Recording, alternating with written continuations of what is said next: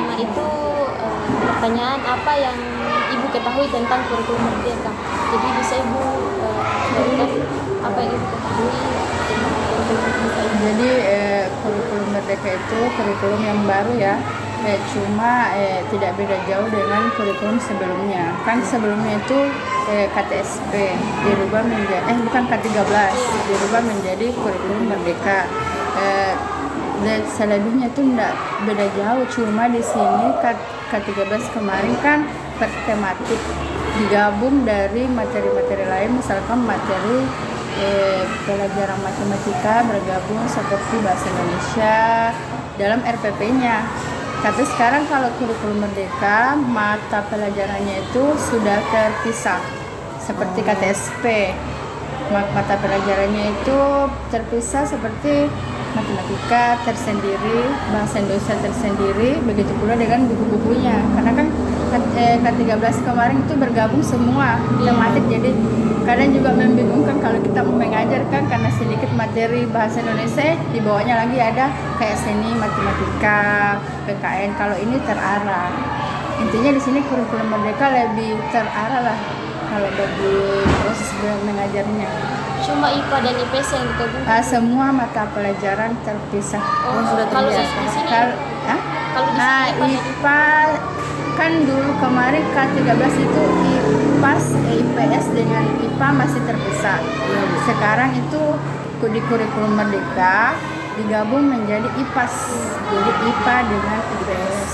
Kalau PKN masih PKN atau Ya, sudah pendidikan Pancasila? PKN masih ya berubah juga namanya jadi pendidikan Pancasila. Sebenarnya kalau K13 itu cuma kurikulum Merdeka itu cuma perubahan nama aja, perubahan anunya saja, sampul-sampulnya.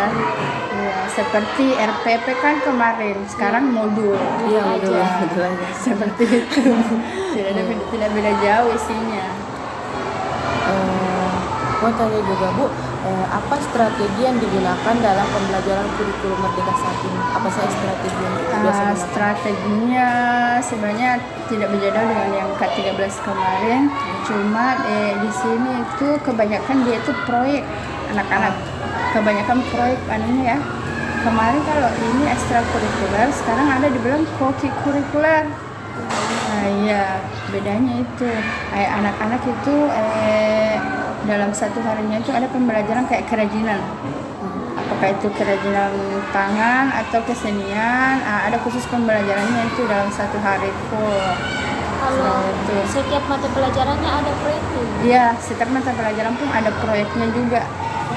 Nah, proyeknya itu kan kayak percobaan, sebenarnya tidak beda jauh ya. Contohnya IPAS, ada proyeknya kebanyakan. Kemudian pendidikan Pancasila juga ada proyeknya. Contohnya apa? Contohnya itu seperti nilai-nilai Pancasila kayak sampah, cara-cara pengulangan sampah, anunya keseharian kita, nilai-nilai Pancasilanya, membuang sampah pada tempatnya, nilai-nilai moralnya saja. Apa tantangan yang dihadapi dalam penerapan kurikulum Merdeka, Ibu? Apa?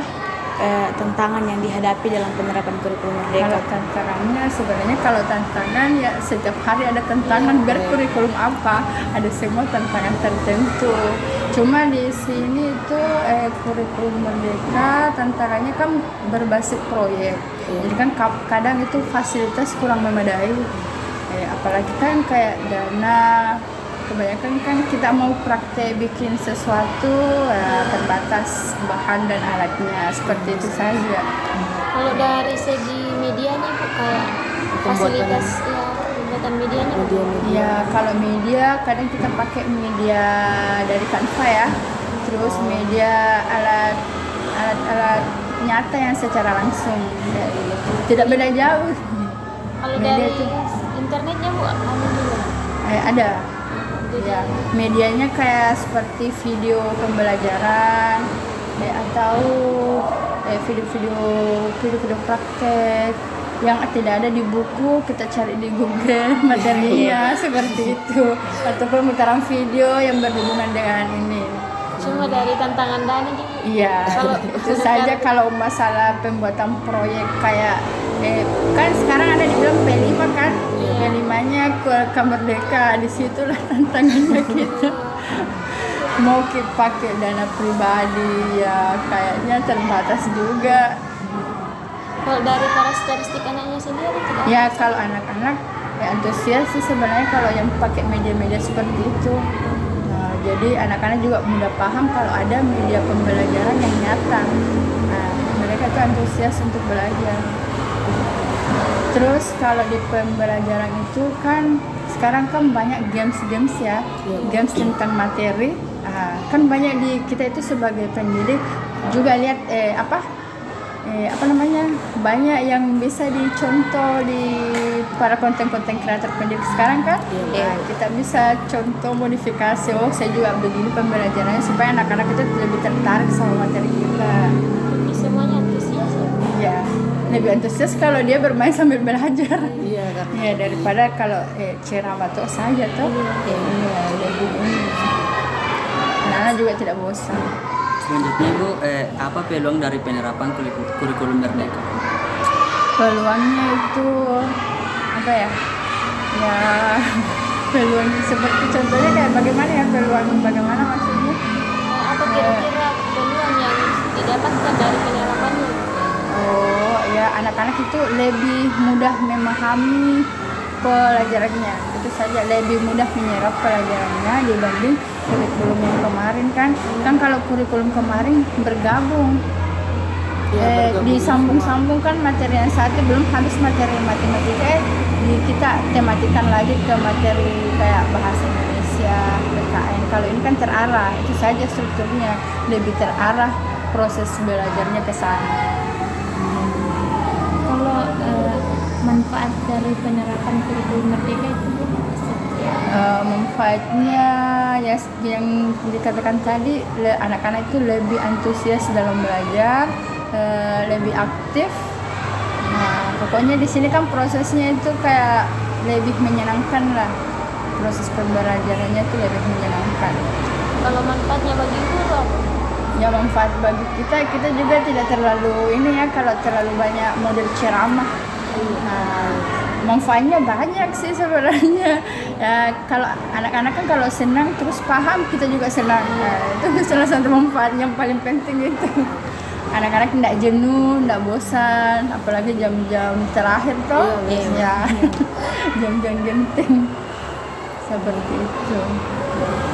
Apa kira-kira yang Ibu pahami tentang kurikulum Merdeka itu? Kurikulum Merdeka, pemahaman kami di sini apalagi begini ya. Pertama awal kurikulum Merdeka masuk di sekolah itu kan bertahap deh. Kelas 1, kelas 4, tahun depannya lagi kelas 2, kelas 5. Di tahun ini, tahun yang ketiga ini kelas 3 sama kelas 6 yang menyusul. Waktu kemarin terbentuk kurikulum Merdeka, saya sementara pada waktu itu masih memegang kelas 6, di mana kelas 6 itu masih kurikulumnya itu masih K13 ya. Setelah di tahun ini, jadi kan di kelas 1 ini sudah berjalan kurikulum Merdeka. Nah di tahun ini kami di sini, guru di sini di rolling, jadi saya ke kelas 1 ya.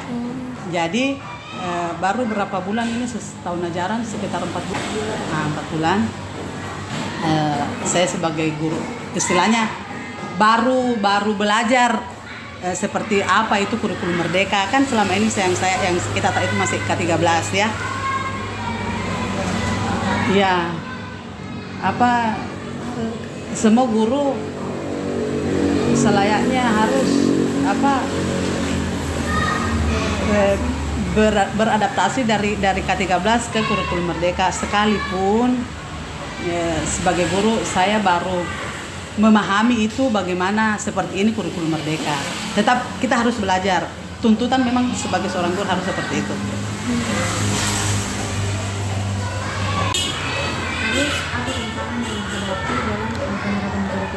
Banyak sekali tantangannya sebenarnya kalau guru, tapi itu tantangan itu harus dilahap. Begitulah kalau guru, ya. Kalau dulu itu anak-anak anak-anak yang mengikut sama guru. Tapi sekarang beda, kita yang mengikut sama anak-anak sebenarnya.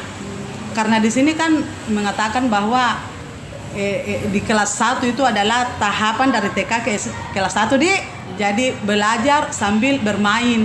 Begitulah kelas 1, belajar sambil bermain. Seperti itu. Ibu, apa peluang dari penerapan kurikulum merdeka? Banyak peluangnya sebenarnya. Anak-anak yang tadinya pemalu menjadi berani. Di kurikulum merdeka ini anak-anak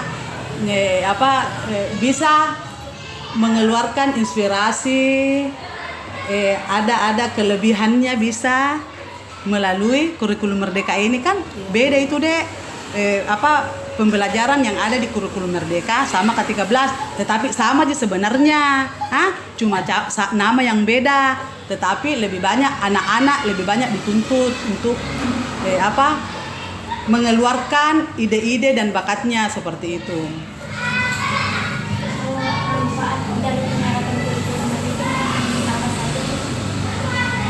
Banyak manfaatnya bagi anak-anak.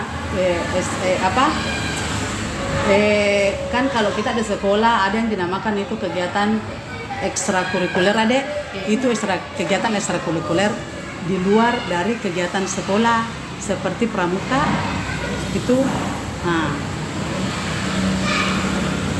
Semacam apa kira-kira strategi yang sering dipakai guru kelas 6 nih? Kalau di kelas 6 strateginya itu bukan cuma metode ceramah saja, itu menjelaskan, mengajar sama anak-anak. Kalau metode ceramah selalu diberikan sama anak-anak biasa mengantuk, bosan. Jadi kalau kelas 6 itu biasanya metodenya itu praktek, diskusi. Kan kalau diskusi dia bertanya jawab seperti itu.